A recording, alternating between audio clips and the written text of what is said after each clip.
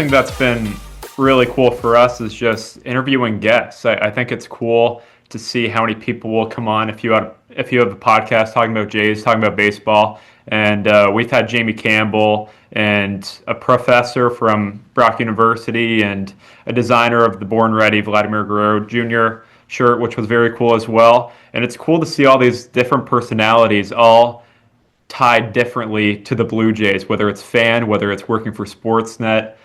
How did having guests on your podcast and prominent ones at that, and you're having Vladdy and Pop on soon, I believe, and how cool is that just to see all these prominent figures in baseball and with the Blue Jays come on your podcast?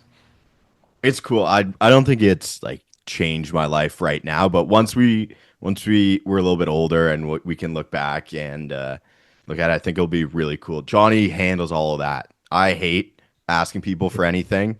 I had one. The only person I've ever gotten was Will Wagner because we had mutual friends.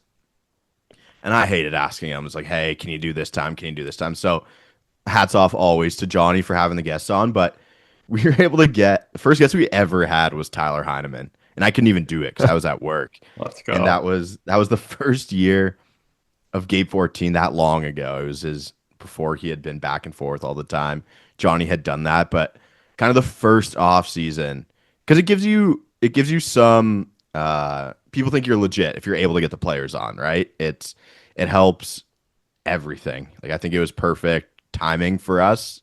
It's like, oh, these guys are kind of legit. How are they getting all these people? It's just Johnny, one of one, getting people and just going through it.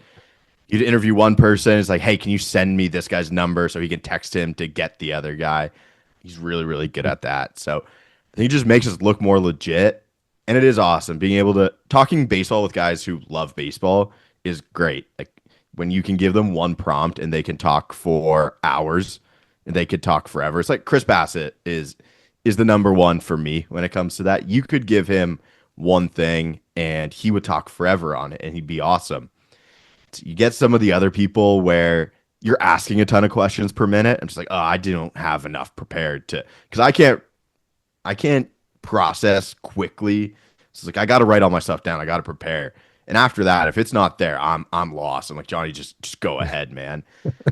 I think talking to the older pitcher is my favorite guest. Like that type of thinker.